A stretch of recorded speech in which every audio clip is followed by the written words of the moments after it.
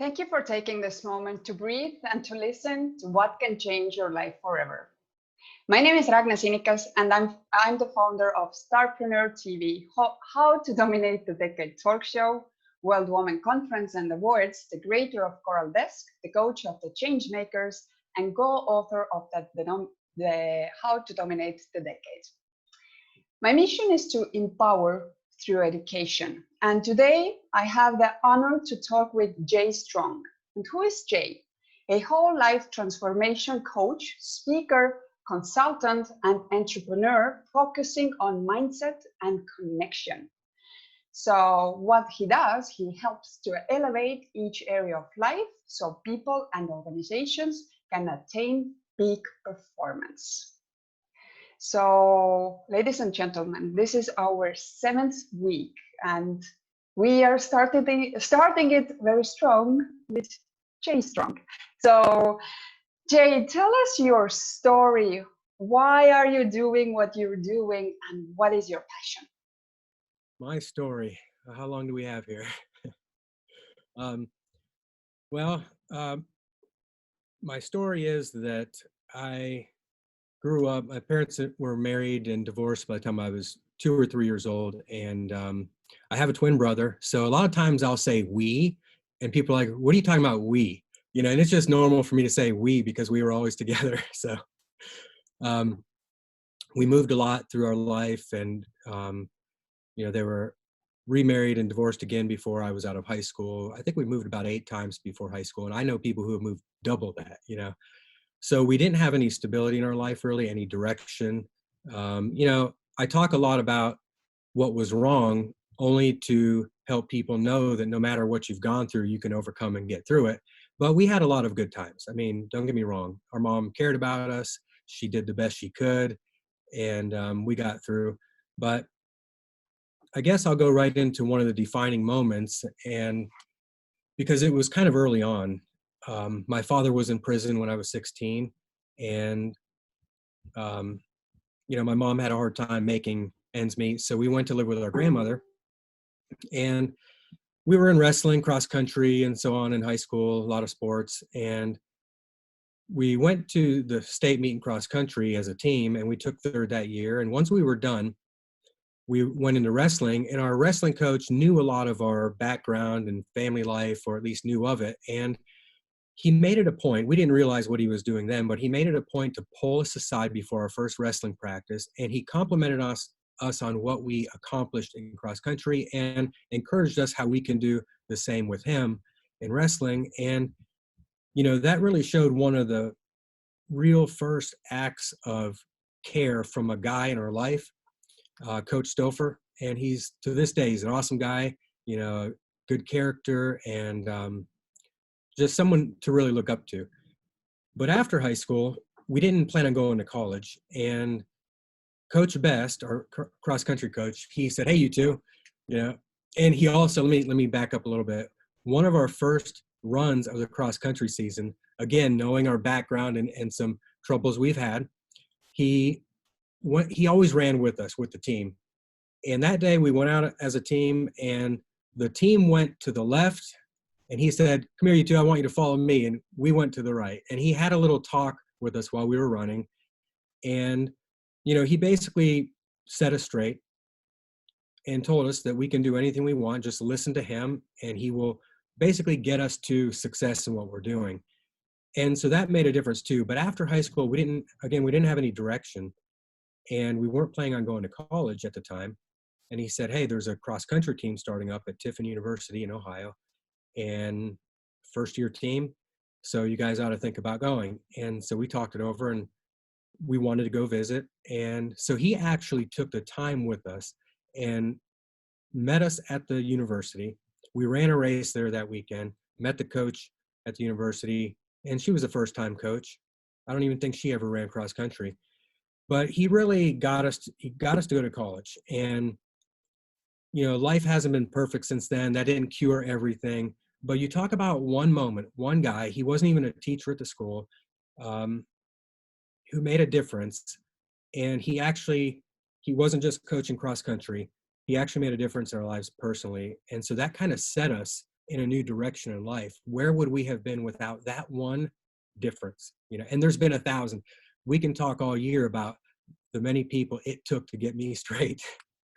So it's a miracle. But Tell us a little more about your professional career, your professional formation, the being an entrepreneur. What did that like teach you? And tell us a little more about that experience. okay, I'll just run through the list real quickly, and then I'll kind of discuss it. And you know, to me, it's not bragging to say what I've done, because here's why. And I don't want it to come across that way. I really want to help people. I don't want the spotlight. I don't care. Unfortunately, we have to be known to make a difference here in this realm that we're in. But I want to preface it by saying this, that all the different things I've done in my life aren't a testament to how well I had it together. This is like a testament to how confused I was and how lost I was, that I kept trying different things. And sure, I excelled in each one. I cared. I didn't have the depth or emotional maturity at the time, I don't think, to really be all I could be through that. So, but anyhow, went to college, got a double major in sports medicine and management, finished that, and went and got a master's degree in theological studies. I started a second master's degree in what's called apologetics, which means in Greek to give a defense.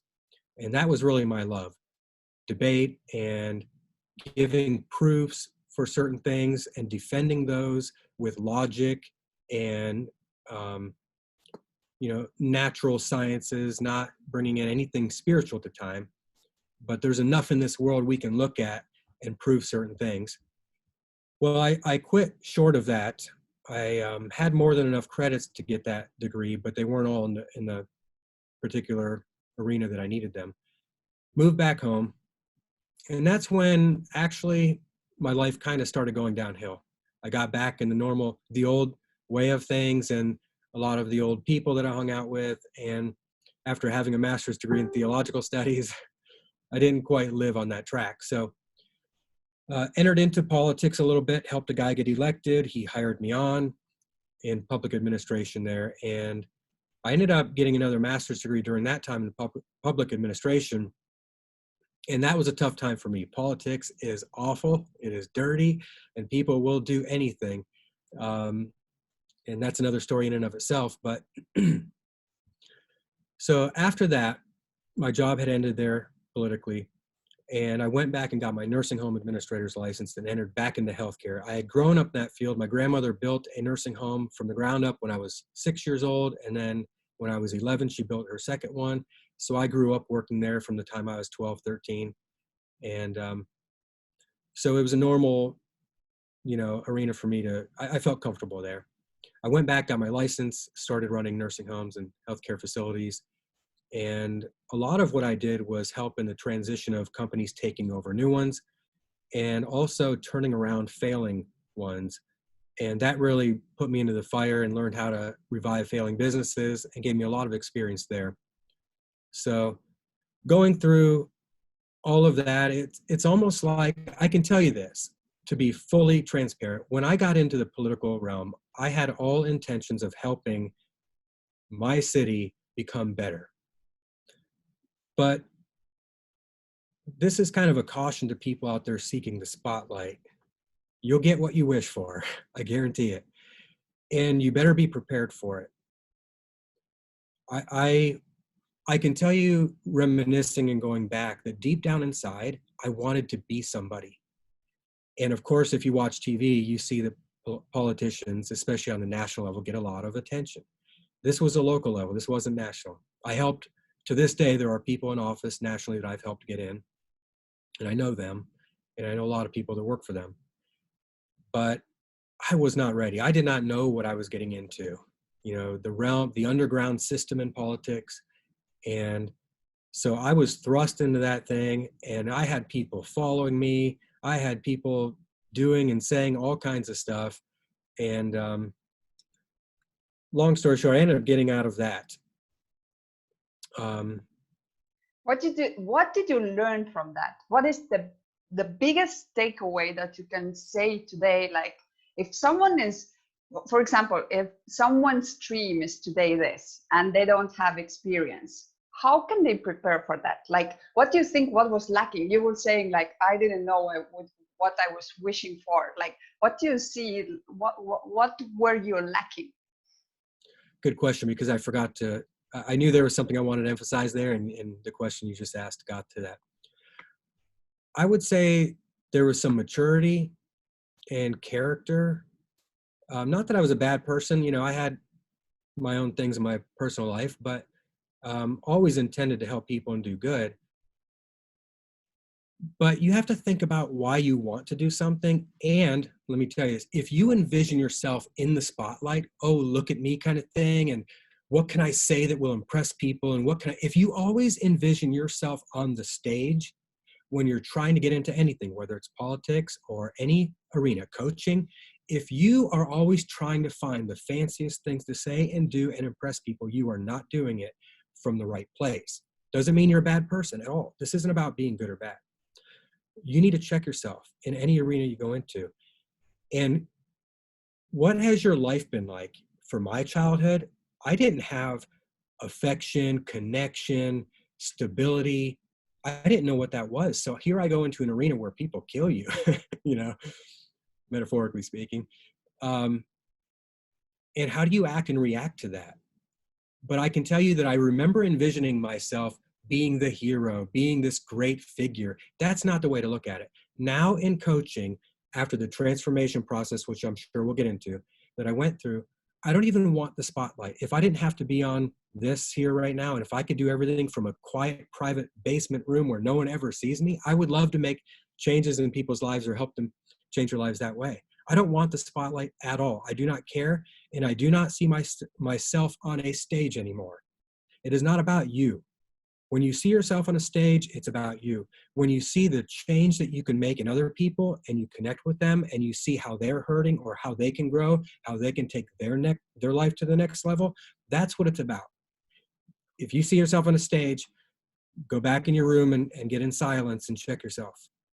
So what you're basically saying that for your life to really matter, then you need to focus first on others, and then you will have the reward through that, or something like that. That it's not about the ego trying to surface and take the stage, no? Yeah, your ego runs you. It's yourself or your subconsciousness that, over 90% of your day, you're making decisions based on how you've been wired over the years. So first, it's about you. It is about you first. It's about getting you straight. It's about healing from your past. It's about getting through all those emotions that the pain you've experienced, and maybe you haven't experienced that much. And so you have a good platform by which to move forward on. Most likely, you just need to learn your trade. I had to learn who I was. I had to heal from a lot of the past and understand that it's not about me. So it's about you first, in the sense that you have to, transform yourself and find out who you are. Once you do that, you go out and serve. And in the serving, it's all about others. There is nothing about you in that.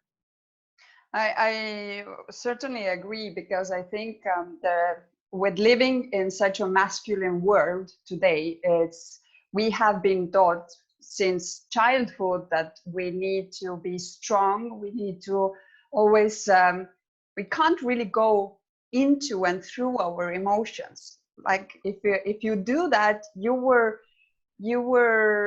seen as weak. And it's so interesting to see how the table is turning now. And actually, the people who are taking the time, going into it, those are the courageous ones, and they are the transformational, whether they are leaders or they are able to transform their lives. So it's very interesting that through your life experience, actually, you can bring it on. So it's beautiful. So, Jay, have you ever thought of coaching those people that want to go on the stage in that stage? Would that be something that you would consider? Or, for example, if someone is listening to you and say, "Oh, I'm already like with one foot in and the other foot out so, but I would really benefit from talking with you. Would that be something that you actually would consider to do? Yeah, I think, first you get in the arena and you get your feet wet and you do things. I've mentored for the last 4 years, people, coach people, done consulting with organizations. I've run organizations too, through my healthcare um, profession. I had about 16 direct reports and anywhere from 14 to 16 and over 100 employees, which isn't a large organization. Um, but I was basically, I always saw myself as kind of like a mentor, a coach, and an advisor, counselor to all of those people. They came to me every day with their issues. I helped them work through things and helped them solve problems, and they went out and executed them. I was out there a lot, listening to people, learning what was going on, and interacting with that. And the people love that because a lot of times administrators would stay in their office all day. I was a hands-on, walking around kind of person.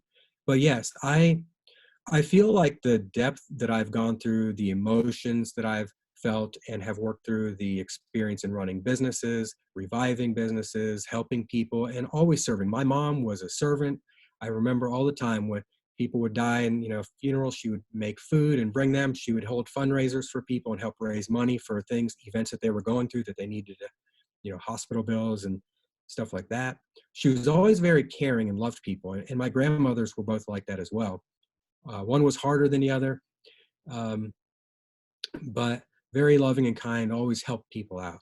So I see myself really as an advisor and counselor and really coach to those kind of people. You look at a lot of celebrities who, again, they are on such a bigger arena. In my small little rinky-dink political stint, I was still advertised publicly, right? And I was not ready inside for that type of thing. When celebrities get out there and they have all these temptations, they have all these things coming at them, their life is no longer private. And it really, if you have anything in your past life, shame, guilt, those kinds of things, and you don't feel good about yourself, but yet you have this talent and you're thrust onto the world stage, you are not ready.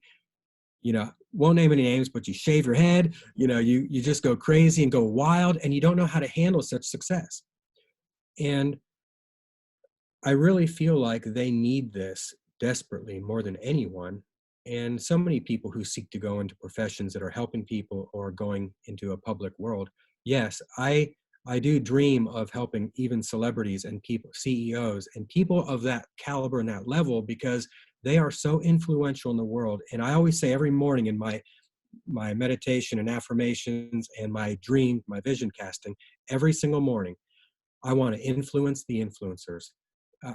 Nobody knows who I am, but if I can influence someone who is an influencer, they can make a huge difference throughout the entire world. So, When I read your biography, you state that you focus on mindset and being connected. I believe it.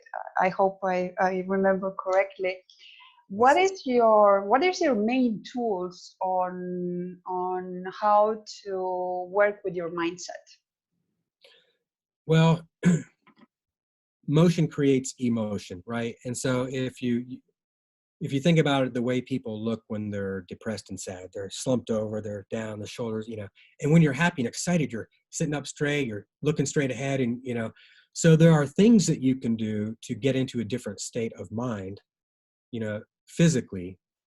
Every morning before I do my meditation, I do, and you could do different things. People have different routines. I do my quick morning routine. I get up, I do 50 push-ups, 50 sit-ups, 50 squats, and 50 jumping jacks. And that gets my heart rate going. It gets me elevated. And then I go down into a meditative state and just sit there and listen. And it really gets you more centered.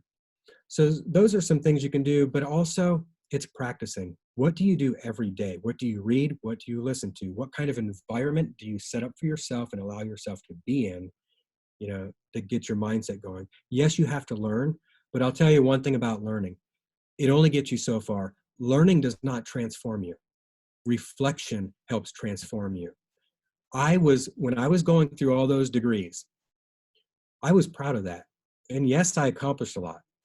But I'll tell you this, I really got into the church when I was about 19. I was raised Catholic, but Getting into the church it was a wonderful thing for me, but it did nothing to transform my heart.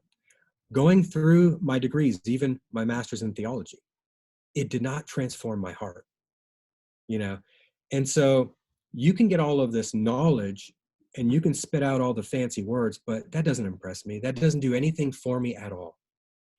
So you have to allow that knowledge to permeate who you are in quietness and silence and reflection. You'll think of things that you need to correct in your life, and those truths that you learn will transform you. John Maxwell says reflection turns experience into insight. Reflection turns experience into insight. And I learned that before John Maxwell. I learned that. You know where I learned that? I learned it in the silence, being by myself and alone, and in the quietness. Being quiet brought awareness to me of some things that weren't serving me well in my life, some patterns. And when I reflected on that and it brought awareness to me, it brought those things to the surface. When you're listening to the noise, when you have the TV on, when you have people chattering all around you in the news and all kinds of negative stuff, that I think of it as that noise is going down into you and it's pushing down everything that should be coming out of you, the goodness that you should, the energy and the influence you should be giving out to the world. You are listening to all this garbage and it's like pushing it down. So when you get into the silence, it allows it to come up. Things that you need to know about yourself will come up, that you need to change. You know, the good things you've learned in your life will come out. And that's how you infect the world with goodness. Because as I say in Dominate the Decade, in my chapter there, that you are a gift to the world. And I don't care what people told you when you were younger. I was told I would never amount to anything in life. And subconsciously, it was in my mind forever until recently, almost recent times. So, you know, when you don't go through those things, you don't really connect with people.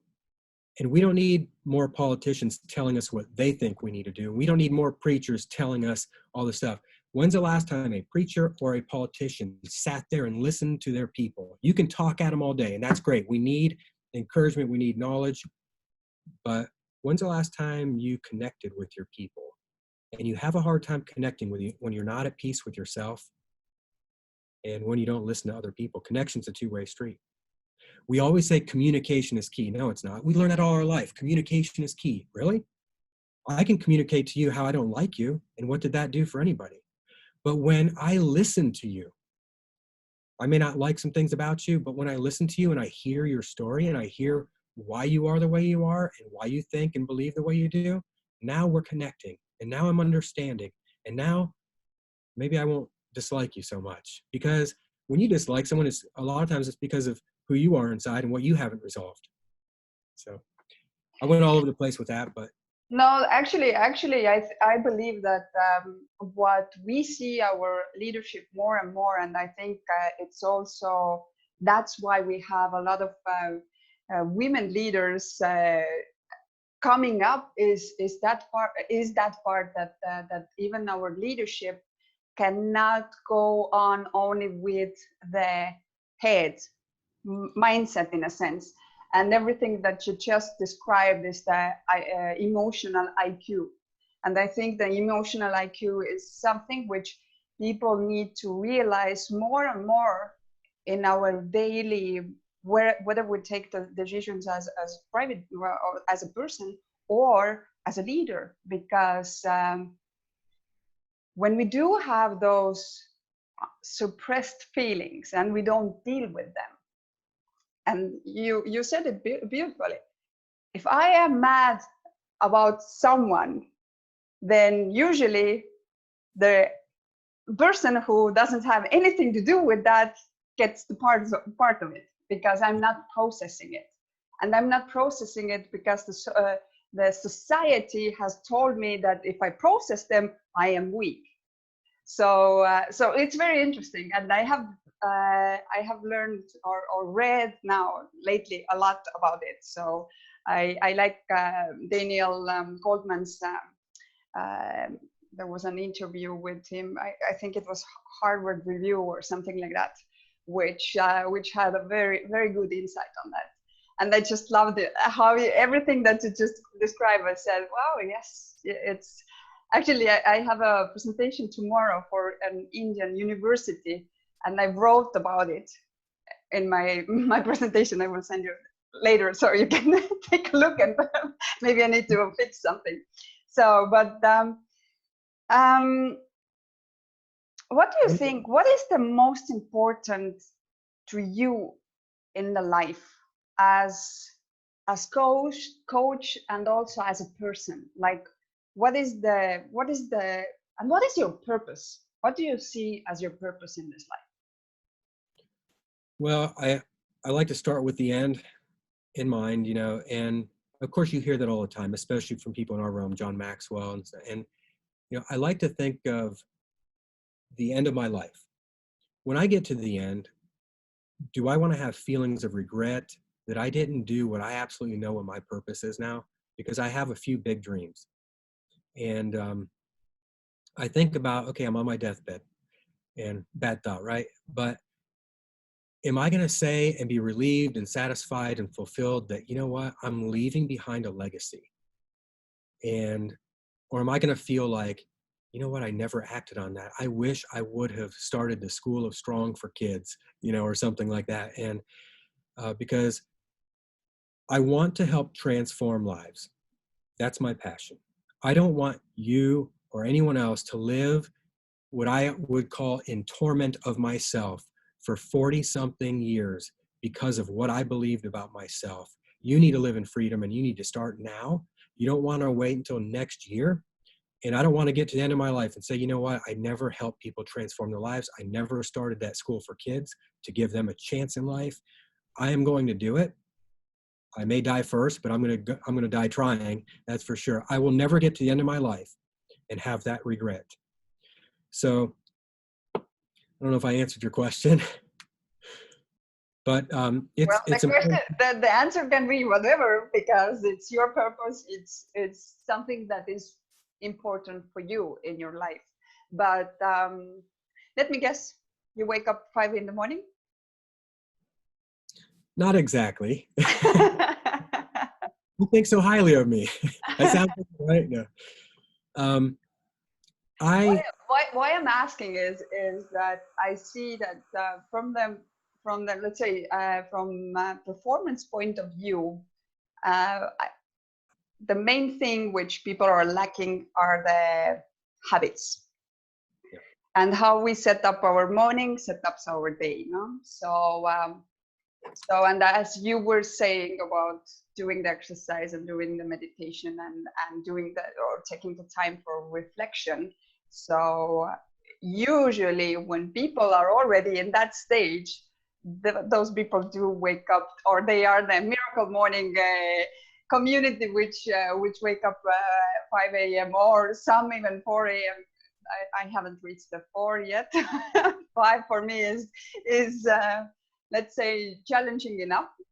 But I think what would you say about habits? What do you see? And from if you go into a corporation which wants to improve their performance, where do you start, for example?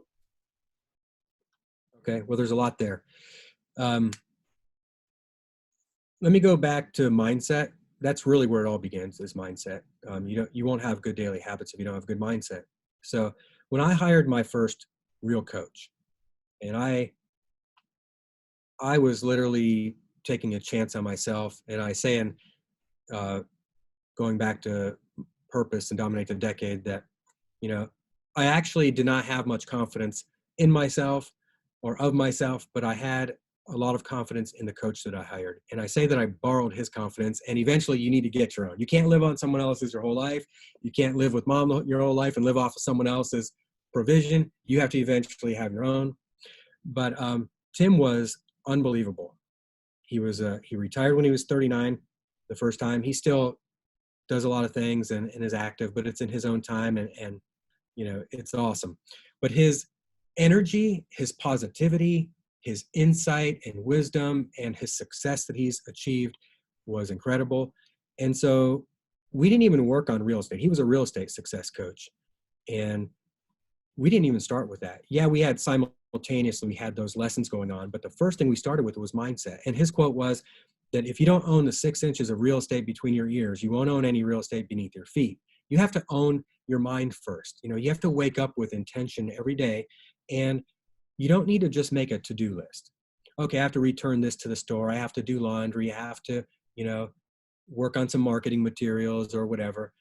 What things are you going to do first thing that will give you the greatest return in your business? So if we're talking about business, what are we going to do to actually bring us revenue? If you don't have marketing and, revenue, you don't have anything. You could have all the marketing, but no revenue, and you don't have anything either. So they go together. And so every day you have to wake up with intention and get in the right mindset. And the first thing I do is really gratitude. I have my declaration statement written out and I repeat it every day. I have people that I, pray for, and the things for myself that I send out, that what you would call energy to them, and I have them 40, 50 people that I mention by name every morning. I know it by heart. I used to have note cards and I would go through them, and I just got to where I knew it. I know it now. And so I go through that. The first thing is gratitude. You can't be angry and happy and grateful at the same time. If you're grateful, you are not upset or angry. You have to be happy. So you start with that, and you reflect and you meditate and you get into that silence. And so those are the things I do. Besides the physical part, that 50 push-ups and sit-ups and jump, that stuff is just a wake-up. That's not a workout routine. That's just to wake you up and then get into your state. Hydrate, get some nutrition in you first thing in the morning, whatever that is. And to me, you're ready to go. But going into organizations, whether you're coaching people or people within organizations for an organizational outcome, you have to connect with the people. What's going on? Where are you at right now? You don't start teaching them, or you don't start where you want to start, where you think every organization should be. You have to find out where they are first. And so you ask questions, you probe them, you get them, you draw things out of them to understand where they are, so you know where to start. It's about them. It's not you. It's not about your agenda. So I agree totally. What I do usually for the personal growth groups which I have, and for them to understand the importance of the habits, one, and the second part is also for them to really understand the importance of owning your agenda and owning your time. I always approach it through their values, and it's so interesting to see, because a lot of people, first I ask, can you tell me your 5 values? So they start with family, my health, my, let's say, work, my this and that. And then I ask them, show me your calendar. So I'm looking at the calendar, and then like, and where are your values? What do you mean? How come your biggest or highest priorities, which are your values, are not in your daily agenda? That means if they are not in your daily agenda, they are not in your life. What do you mean? Where have you planned the time that we just spoke, like the rituals and the habits that you have? The doing the sports, reading, which is basically exercising, learning, time for yourself, reflection. Most of the people, I'm telling, like the mediocre level of people do not have it. High performance people, they do. But if you see the majority, they have never connected that idea that actually, like, the time for my family needs to be there. Not that if I have time, or if I sit in the kitchen where kids run around, that's the time of the family time, no? So there's a very interesting way how people see and think that they own their time, and they were so surprised every time. It's like, wow, I never think about it like this. Yeah. So Very interesting talk with you. I really enjoy talking because we have a lot of angles which we have very common. But I have some questions more. Tell about the books you enjoy and you that have also impacted you. Oh, wow. You know, I recently moved. A year ago, I sold my house and I moved. And the last few years, I was getting rid of a lot of books. I was a book collector. I mean, not in a collector sense, but I read a lot of books. When I was younger and when I was going through those degrees, I read more books outside of schools than I read inside for school. And I would bring a book everywhere I went. I was alone a lot. I would bring a book everywhere. I would bring a book to church and read while the pastor was, you know, speaking, which not the right thing to do. Don't do that. But I was just so into that knowledge, going back to seeking the knowledge, but not the transformation inside, right? But there's a lot of books that have influenced me. One of my favorite writers and speakers is Ravi Zacharias, R-A-V-I, Zacharias. He came from India, and I hear he's really not doing well right now. And he was actually an adjunct professor at the second school I went to for apologetics. And that's really his realm. He talks a lot about the problem of evil, but he's so poetic in his speaking and his way of thinking. And he's so gentle with people I mean, he's debated a lot of people of different religions, and he's been all over the world. And but his way and his approach to things and his depth of insight and his gentleness in his approach, and he's so poetic in how he talks. It's just awesome. He was very influential. And so you read any of his books and they're incredible. Norman Geisler, who's apologetics, the godfather of apologetics, really, he has a good way of putting things in systems and helping you understand the very difficult things very easily. But a really light book that's short and sweet is The Dream Giver by Bruce Wilkinson. I just listen to it again and I go back to it every now and then. It's so simple. It's like a story. He talks about anybody, nobody, somebody, and your journey through life and how there's going to be people come along. Why do you want to do that? You might fail, you know, and so it really helps you know that you have a big dream, whether you know it or not. We have all these little dreams and things we want to do, but you have a big dream for you, and it's based on who you really are, you know, and you need to go for it. You need to go for it. Of course, Think and Grow Rich, you know, all the books that coaches want to shout out there. What else?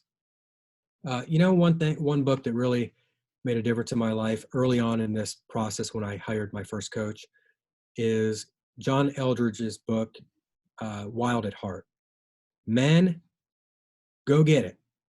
You go get it right now. It will change you if you let it. Again, it's if you let it and go through it. And women, your book is Captivating by the same guy and his wife. And it really talked about how we were made. We're different. Let's quit fooling ourselves and trying to be the same. We're different. And just like every human being is different, and we benefit society by being who we are because you're a beautiful gift and you need to give that away. When we have turmoil and issues going on inside and we pull back from society, we're pulling the gift and the harmony away from society. We all need to come to society, come to our community with all that we are. And it's okay to bring your flaws. We all have them. If someone says they don't, they're lying and they're deceived. So, but those are some great books. Gosh, there's so many others. Tony Robbins has a lot of good books. If you're in sales, Go for No is good. Go for No. One great book while I was going through my counseling stint is The Book of Forgiving, Desmond Tutu. The Book of Forgiving. A lot of us need to learn how to forgive ourselves and others. So I can go on forever. I have here, can you repeat the one, one was Wild at Heart, and what was for the women, Captivating. Mm-hmm. Okay. And the author is? John Eldredge. And you know how I got to, I knew of the book Wild at Heart, but I was never in, again, this is going back, I had to have knowledge. I had to know more than someone else, or, you know, it made me feel important to know. And, you know, I love helping people with knowledge now, but I do it from a whole different point of view. I always say I serve people now from an overflow of who I am, not a deficit. I'm not trying to be anyone. I don't have anything to prove. I've been beat up. My ego has been knocked out. And we always have to check ourselves. But I was at church one day, and this girl that I had met, we had started talking a little bit, not dating or anything. We were just getting to know each other. And after a while, we remained friends. And she said, you have a lot of good qualities about yourself. I was in real estate at the time. You have this going on for you. You have that going on for you. She said, but you don't have any confidence. It seems like you're not yourself when you're around me. And I'm sure there was a lot of good reasons why, but I was just starting into this transformation process. And she said, you need to read Wild at Heart. And it stings a little bit when a girl tells you that you don't have any confidence. But man, we need to go get our confidence. We need to do that by looking inside of ourselves. And, we were created a certain way. We are warriors. We have to go out there and hunt, right? We go out there and get it. And women need to be vulnerable and open to men approaching them in the right way. And I'm talking in the right context and everything. But we were meant to take them on a journey, on a ride. Women want to be taken on a journey. And I know things have changed, and I know society is, I'll say, out of whack, but I don't mean that in any negative sense to anybody. We can say women have had to rise up because men have failed, but, men have a lot of difficulties as well. Our eyes, get away, and we see a lot of things, and things are put in front of us on a silver platter that we shouldn't have. And so we all need to be in check and be who we really are. We work better together with your gifts and my gifts together, both feminine, masculine. And, it's okay to cry too. When we talk about emotion, listen, I tear up all the time. When I think about my dreams, when I see people win, there is no more greater feeling than I have. When I see people win, I tear up. I love it. And I hope I'm a part of that too.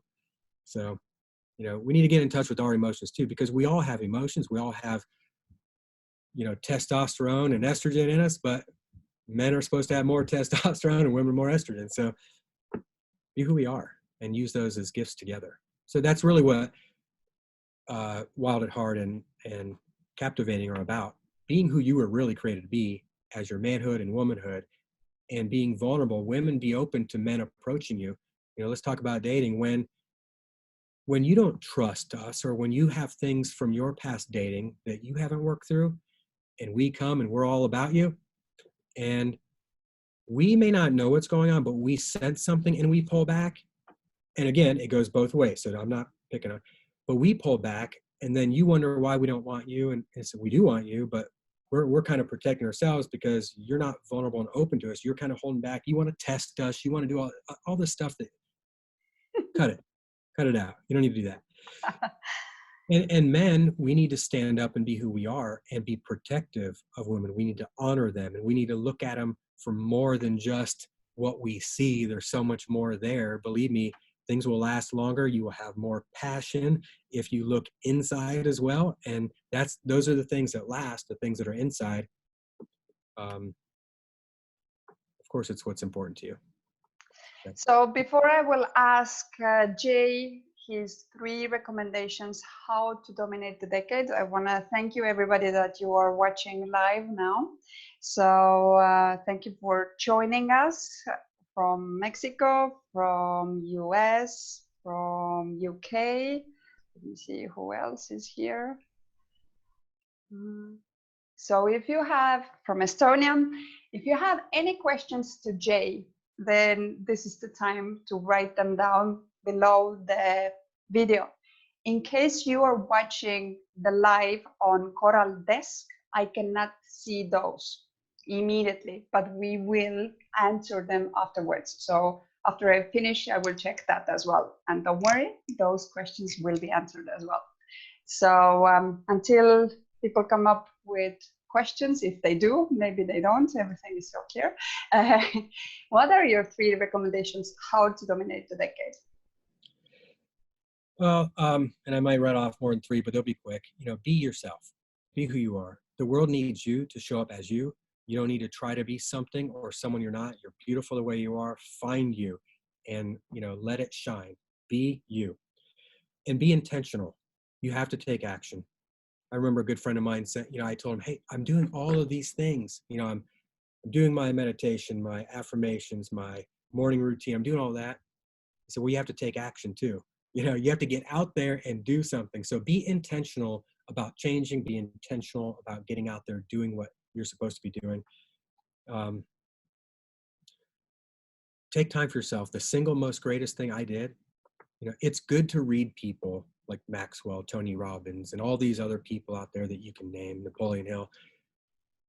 But I think maybe some of us, it would do good for us to take a week or two off of reading other people and start reading yourself. Get in the silence. The single most greatest thing I think I've done is get in silence and reflect.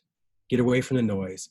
Take care of you, heal, love yourself, love others, and, you know, be careful how you're treating other people. You know, there's, especially during this time, there's a lot more, there's a lot of things going on with people. They're being isolated. We weren't meant to be that way, you know, and people need you. They need you to care. They need you to connect with them and be who you really are. So dominate your decade. Love strong. Let me see if we have anything here. No, we don't. Joe is just commenting that yes, Wild Heart is a great book. And Tuan is waving at us. So I guess, Jay, if someone maybe didn't want to send a question now publicly and they want to approach you or follow you, how can they do it? How can they contact you? How can they follow you? Okay, very simply, and I'm going to have more things coming up, podcast, you know, other things going on. I do have a Facebook page. It's not a private group or anything. It's just a page. Not much going on there at the time, but you can get there and connect with me. But here's the simple way to do it is currently, and I'm trying to get strongsuccesscoach.com linked up to it, strongsuccesscoach.com. It's not linked yet. Something happened. So right now you can go to johnmaxwellgroup.com/J, J-A-Y, strong. johnmaxwellgroup.com/J strong right now. So, and you can you can get to Facebook from there. Perfect. And if you are obviously in my Facebook, then you can find Jay there as well. So Jay, thank you very much, because today was we started the week very in a very high note, in a sense that I really love the what you pointed out regarding our emotions and the reflection time. I think that for me, from this interview, I would take them as a key elements. And I think we are in a times that we sort of have also put in a situations that we need to take the reflection time. Like you don't have any excuse anymore. Like you have time today. Like really. So the main problem which I have seen what people have is that they don't know how to meditate, and they don't really know how to listen to themselves. They are so distracted with all the addictions. So it's whatever sound comes in, they are second and gone, I think. So I would recommend for people that if you do it, to it 5 in the morning. It's quiet. Yes. And don't look at your phone before you start to do it. So is there anything that you would like to say to everybody that are looking at the video or at the live? Well, I think I went through most of what I want to say. I don't have an ending written out here or anything like that, but just as I said before, be you. Continue to grow, heal, love, and go out there and make a difference. It's really all about other people and doing what you were meant to do, and that's be you. Everything flows from who you are. The better you are and the stronger you are and the more in touch with you that you are, the better you're going to be for your family, in your relationships, at work, and the greater level of success you're going to have. So that's it. So thank you, everybody. Thank you for joining us. And today, you can change your life by taking action. And you can also change someone else's life by sharing this video. And the easiest way to do it is just share on your Facebook profile. You never know whose life you can change. So be the hero of your life and someone else. And I invite you to take the time to reflect on your life, who you really are, and what is your life's purpose. So work with yourself, but most importantly, take actions. I will see you tomorrow, the same time, the same place. Have a wonderful day. Thank you. Thank you so much. You're a great host. Appreciate it. Bye.